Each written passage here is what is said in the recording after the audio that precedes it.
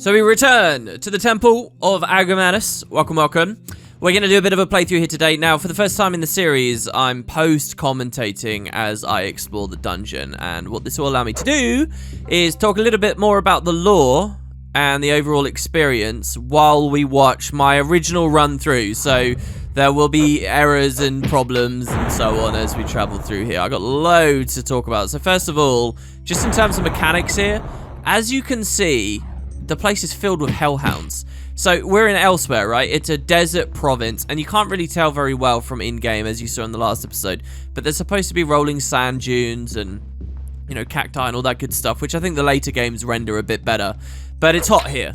And so it kind of makes sense that the first dungeon we go to, and this is like the mini dungeon, is also filled with lots of hot creatures. So lots of hellhounds, really worthwhile bringing resist fire here.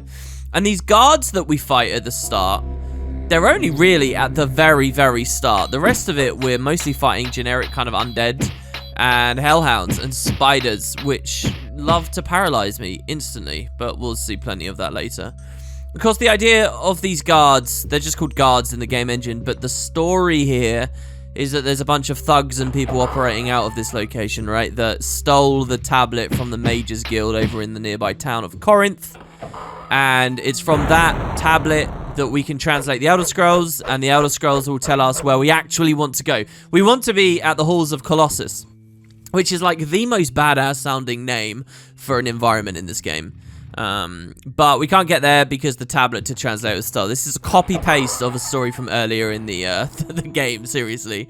But there it is. And obviously the dungeon layout and the things we're fighting are a bit different. In a way, I kind of really like this dungeon because it's filled with sort of earlier game enemies. Like the spiders I just mentioned, we get to fight a ton of spiders, and you can see how quickly I can just cleave through them now. There's like a skeleton labyrinth later, and, well, we'll see as we get to them. So the thing that I'm trying to deal with here is on floor 1, there's a hidden door that makes floor 1 much, much, much easier to deal with. If you rewind the video and look back to the original map I threw up on the screen as we entered, you might have caught a glimpse that there is a door that kind of just takes you through. Floor 1's really simple as long as you know that door. And it's funny because these hellhounds have been using it. You see one of them just came out. But I'm clicking the wall and it's not working for the life of me. All I have to do is walk over to it and click it. Just interact. That's it. And then finally it works. I have to keep opening and closing the map just to verify that, no, there is a red square there and it will actually work. As with a lot of the other dungeons, even the mini ones, there are these little areas. So some kind of unpleasant rituals were being performed in this chapel. And there's really not much happening here. There's a chest and some lizard men come at you. And look how quickly we kill the lizard men. And there's a weird thing on the ground, which isn't actually a corpse or anything. Like, we can destroy those. I think they're the only lizard men in this whole dungeon. Lizard men are just too weak at this point in the game. We've accelerated far enough that that they really need to give us new enemies. But as kind of a fun thing to spawn behind that weird white brick that appears there, and they're just around. This dungeon actually, floor 1 of this, and here, look at this. You see my health get rocketed down by those hellhounds? It's like they're playing a shooter or something, and they just throw all this damage at you. Luckily, because of our armor, I guess, one of our enchantments, do we have Mirror of Shalador on? Because they actually reflect damage onto themselves. You see they killed themselves, and in a minute you'll see I go into an optional room, and they also, like an entire room will get wiped out all at once, which is pretty nice. Anyway, so there you have it. That's floor 1, really. And every time I'm hitting a new floor here, I'm just deciding to save, because you can die in an instant. What you're not going to watch in this video is the first 2 times I tried to record today's episode. Hope you guys are all doing well today, by the way. And in those 2 times, I died in floor 1 to the fireballs. So you really can melt down quick. Resist fire pretty much negates all of it. And if they shoot you too much, then they can actually end up killing themselves. So to talk a little bit about and here we get ghosts and stuff. There won't be any more guards anymore. So that's that side of the story done. It's just like with the earlier experiences. It really feels like Bethesda wanted to put a boss in here. Because we've heard about a specific antagonist who took the tablet and you'd expect to fight them at the end, but you just don't, and you don't even fight any of his cronies. It's just sort of random mobs around here, and maybe one of the signs of rush for this game. And as we play through all the games, we will see all the various signs of rush as we go through. But yeah, so to talk about this little area, this is a mini maze. It says bear left, but stay right. And I had no idea what that meant. Because bearing left, you guys obviously get the trope, I hope, and the general thing, which is when you enter a maze, just always follow the left wall and you beat the maze. That's the way it goes, in general. This maze says bear left, but stay right. And the truth is, if you stay right, you beat the maze. So that's what I'm actually doing here. I'm hugging the right-hand wall. And you actually come to what looks like a dead end here, which can encourage you to turn around. But if you sneakily look at your map, look, there's a red square. So this is another hidden wall. That's another reason why I like this dungeon, to be honest, because it does have a few of those little hidden doorway mechanics that are always fun to play with. I think that's so satisfying, because it's such a simple thing to just click, but it's also such an easy thing to miss. Honestly, I think that Arena could have done a lot more of it in this game. I don't know whether the sequel Daggerfall will. Right, so we get to the spiders, and these guys will spam paralyze. I don't know whether it's because we're getting later in the game now, and there's like a hidden mechanic. Now, I've read everything I can read about this game, really, all right? And I'm trying to give you as comprehensive of a like class on this as we possibly can. I have found nothing that suggests spiders should have a higher paralyze rate later in the game than earlier in the game, and yet they seem to have one here. They seem to instant paralyze me every time in this dungeon. Genuinely, I needed like 9 potions of free action. I've got no idea. So here we got a lucky level up. Pretty good. It's all 6 points. So I'm wondering what I'm going to put points in. So if I go into strength with 5 of them, I get 1 left over. The 5 points in strength puts my damage up to +6. And then I can put the next one in endurance, say, right? Endurance, you'll notice, I'm at 96 now. So I'm really close to 100, which is max. You can't go over 100. And I was wondering if that would put me to health +6, but it actually doesn't. So, yeah, I end up going for that. Willpower is, of course, the other one. If you remember super early in the series, I talked about this, but essentially magic resist. It's a good idea. Because I've done so well with money now, I can probably just buy potions for resisting the spells that I'm specifically up against. So, you know, they're shooting fire at me, I'll use resist fire. They're shooting air at me, I'll use resist air or ice and so on. And I kind of like that. I think the gameplay in specifically teching against a specific element is really cool, instead of just like global defenses. So, yeah, anyway, I just go for the strength here, really. Go for our hit +6, which is fantastic. Don't forget, we've got such a good sword now as well. And I save, because we got a lucky level up. I wouldn't want to lose that, because now I die, go back, and then the next time I level, I get like +2 points. That would pretty much suck. So, yeah, the lore of the environment as I travel through here, just generally lots of little mazes. Look at that, they almost kill me. The idea is this is a ruin, right? And it's the temple of Agamanus. So who is Agamanus? Agamanus apparently is a sphinx. So this franchise does have sphinxes, but just like not many of them. Now there's a mod for one of the later games that when we get there, I guess I'll talk more about, that added sphinxes, and I always remembered thinking that was weird and dumb and like law breaking, and something about it just felt really off. Like, why would there be sphinxes in this franchise? And they are in this franchise. I don't know why that should be weird. I mean, they're happy to do any number of other fantasy creatures, but I took particular issue with that for some reason. Anyway, specifically in lore, I guess there's 2. I'm getting that from the wiki. And Agamanus is one, who was the Sphinx of Gazia. I think we read that at the end of last episode. What is Gazia, you might ask? I don't know. And I don't think there's ever been any information on what that is. And particularly as well, you know, some of these locations we've been playing in Arena specifically appear in later games. Especially the MMO seems to like rehash a lot of locations. This location, I don't think you'd get anywhere else. I might be wrong, but I think this is kind of it. So more information about Gazia or Agamanus or any of that is kind of loosely explained, really. And so, yeah, there's not much else that we know about this place, to be honest. It's just that there's a group of warrior priests, as they were described, led by this boss we never fight, this guy called Sir Galandir, and they're harassing the Mages Guild nearby. So this is floor 3. Floor 3 by far is the most complex one. You'll actually notice that we've gone through 2 floors really quickly here, and that's pretty nice. Floor 3, though, if you're not using Pass Wall, is a bit of a pain. So let's talk a bit about Parswall. I know I've talked about Parswall a lot already. A damp, musty odor fills this area, by the way. That's going to tell us that there's some water nearby. See, if we look in here, there's like a trench that leads us into the water, which we have to go into. There's like water maze section, regular maze section, water maze section, and then like 2 branches, which we'll see in a minute. So Parswall can kind of invalidate this. As I already explained, I kind of don't want to use Parswall as much as possible. Parswall to me is like a get out of the dungeon tool, if I can use it for that. But Parswalling on my way in is just like the epitome of breaking the idea of arena, you know?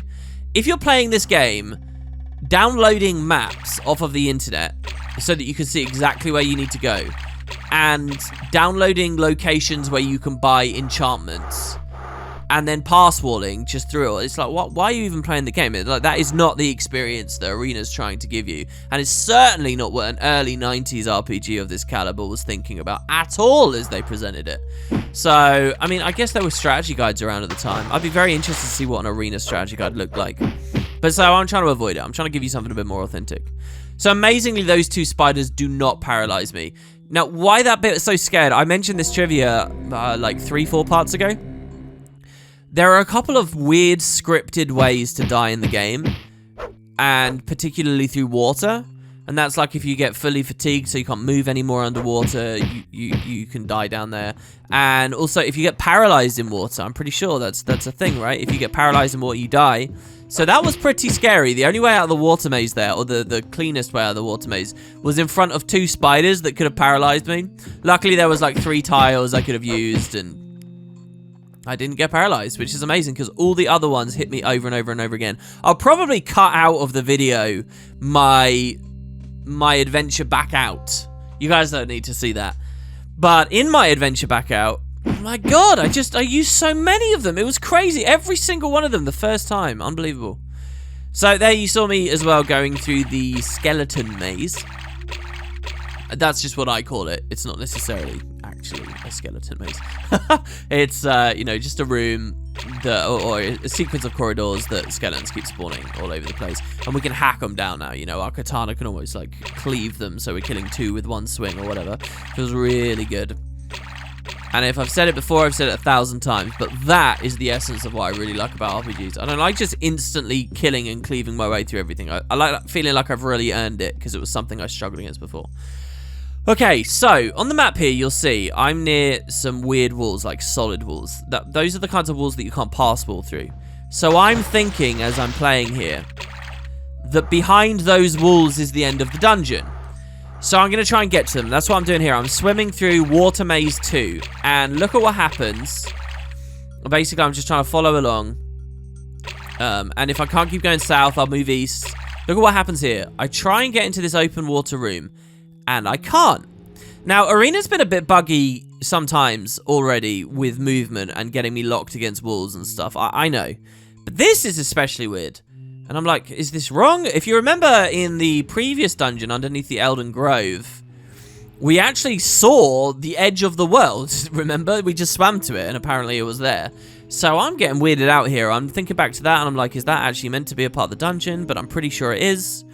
And the other thing that's going through my mind is, what if I'm getting obstructed by some kind of enemy? But I'm not getting attacked, so how could I be? But also, if you listen really carefully, there's like a weird ethereal chime noise as I'm moving over there. So I'm wondering if it's a ghost or something. And I can't get through. And that would make sense. If there's a ghost there, it's levitating, can't hit me, because I'm like at its feet and it's levitating above me. But nonetheless, it's still blocking me. So I don't know. I don't know whether I'm just not meant to go there or what. So I type here, question mark, on the map. Because maybe that's just not a part of the level. And instead, I'm going to go north.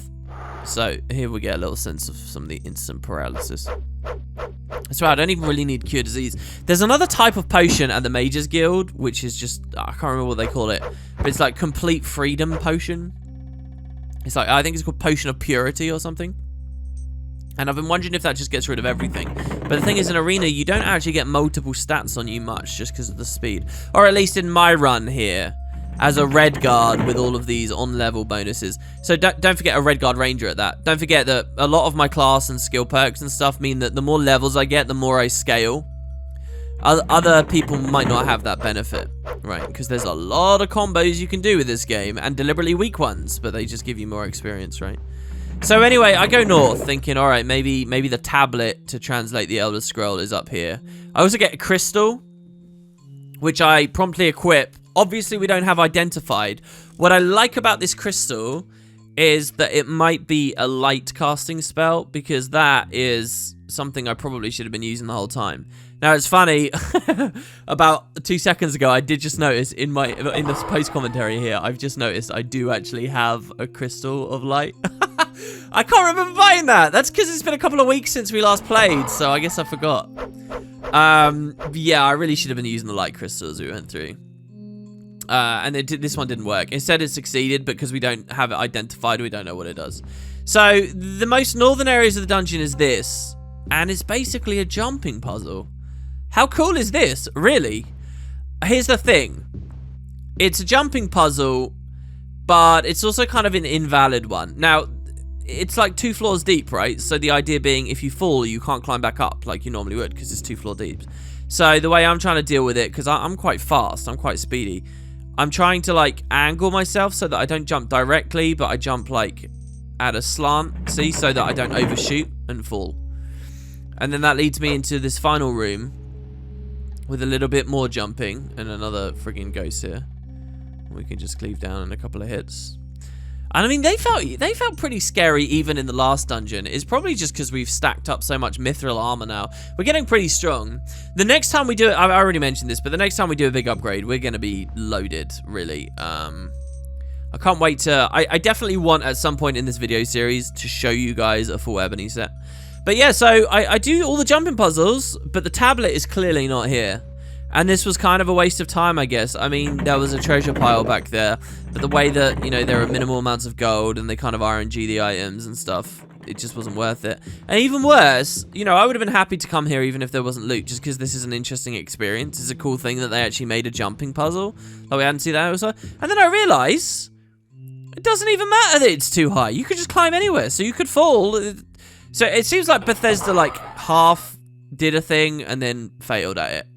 And then this room's kind of interesting on the way back through, because before we just opened the door and jumped, but now you've got to like open the door prematurely and then jump into it, which was, you know, a nice experience and something something games these days don't do much. They don't have, what's the word, bilateral design in mind. I've kind of just pulled that out of my ass there, but the idea I mean is, a lot of game experiences we have now, they're very linear. It's like, okay, I'm going to craft this thing, and I expect the player from go to A to B. But I never really expect the player to go from B to A. And you can see that in the later Elder Scrolls games, particularly too, where a lot of the time they give you shortcuts out of dungeons. You know, they don't actually bake into the design the idea of leaving. So now I'm like 100% confident that the tablet is in this area. But I can't get through. So, returning to my pass wall discussion, look, it's a bug, guys. It's not a bug, but it's an unfortunate circumstance. I mean, what more do you want from me? I just feel so bad imagining a player that doesn't know about pass wall or didn't discover it anywhere or had used all their charges up already. Like, they would be screwed. Looking through this dungeon. I mean, what would they have to do? Go all the way back to the exit of this floor, which is annoying. And then they'd have to return and hope that the spawns are a bit different. I just don't know. So anyway, yeah, here, we'll get our longbow of pass wall out. We'll activate it. And here I'm going to do a little something as well that has always broken the Elder Scrolls games. And again, I've mentioned. So here the pass wall fails on this wall because that is like an undeletable wall because that's clearly like the tablet is behind there, right? So I realize I use all 3 of my charges, and I realize, hold on, I can be more efficient about this, and by doing this, by basically deleting this block and then the one behind, and then I realize, oh no, I can be even more efficient than this, like I could jump in there, and it occurs to me, well, hold on, if I'm just in the water, climbing up, why not just delete it in the water and climb up? And so I'm safe scumming. You know, the idea that you make a mistake, but it's okay because you can save anywhere, so you load anywhere and that's it. And you might have been disincentivized in 1991, was it? Early years. 1993 maybe? Or 2, one of those. You might have been disincentivized because it would take so long to save and load. But realistically, these days, we just do it in an instant, and you kind of break the idea. So I don't want to save scum much either. But to me, this is like, you know, no odds barred anymore because it was a bit of a bug and a bit of a weird thing. My Elven boots of levitation there are kind of interesting too. I liked the idea of equipping those and just floating across all this water, but the ceiling's so low that it's not really worthwhile. What I should have done is use them in the jumping puzzle area a moment ago. Now that would have been pretty fantastic. Could have maybe used Ice Storm against the Hellhounds as well. That'd be pretty cool. Okay, so we jumped 2 tiles, but there's no real need. Quick check of the map, and you'll see that there's actually way more to the south than even I'd considered initially. So we just climb down. And the idea now really is to go as south and also as west as possible. Which, conveniently, this tunnel immediately takes me in that direction. There's a choice to keep going, but it's a dead end. One final ghost. This is our final boss, you know, because Sir Galandir is not actually here.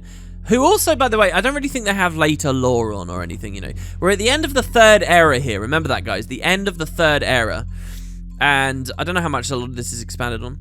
So the riddle! Answer this riddle and proceed into this vault. I daily am in Elsewhere and in Skyrim. At times do all the world explore. Since time began I've held my reign, and shall till time is nevermore. I never in my life have strolled in garden, field or park. Yet all of these are sad and cold if I'm not there, and it is dark.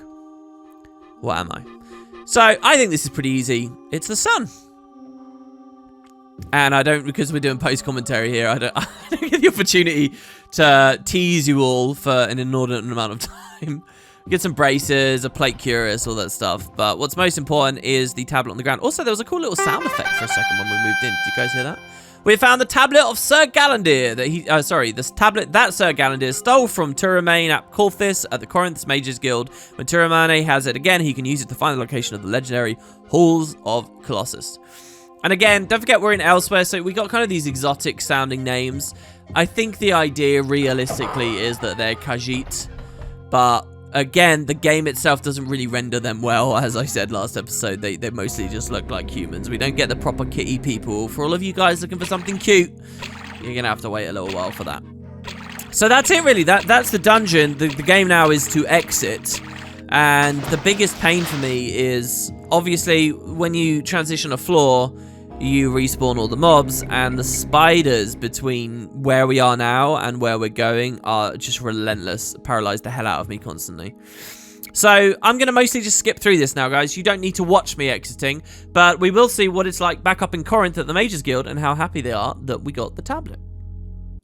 Oh, I will make note as well, I died on the way out. I guess we'll see what that's like later.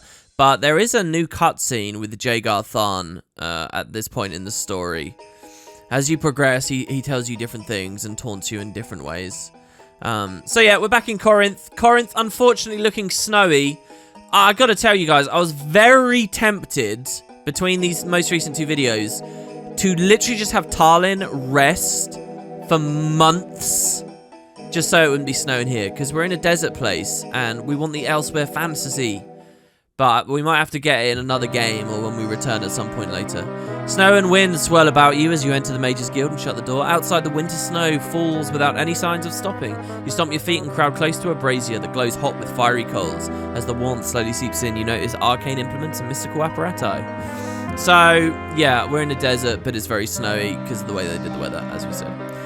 But they have it. I see you have recovered the stone tablet, Tarlin. I trust Sir Galandir and his knights did you no permanent harm. Nope, they didn't even really exist. Now, for my part of the bargain, wait a moment while I get my notes. Turamane gets a feather pen and then peers intently at the tablet. A few moments later, he inscribes the location of the Halls of the Colossus, somewhere in the province of Elsewhere, onto your map. So there we have it. That will be the next part of the Staff of Chaos. And I hope his name is Turamane, not just Turmane. But I need to replenish healing potions. I reckon I probably went through about 20 there. So I'm going to pick up 20. Don't even counter offer him. And the other one that's really important, I feel like, is free action. So you got restore power there. I'm not quite sure what restore power's for right now. Maybe you guys in the comments can let me know. But free action too. Paralyze is just so scary because it's like an instant death mechanic almost. It just feels so bad. If everything is fine, you've got loads of potions, you feel perfectly comfortable, you're well geared, but you only have 5 free action, it just adds all this stress to like the next hour of you playing the game. The entire dungeon you do, you're just stressed that there'll be a hidden spider somewhere because it's quite clear they're going to be through the whole freaking game. But there you have it, guys. So that's the end of the episode. That's us ready for the Halls of Colossus. Thanks very much for watching, and I'll be back for the next part of Arena, hopefully fairly soon. I just got to get a full batch out. Ta-ta, guys, for now. Take it easy.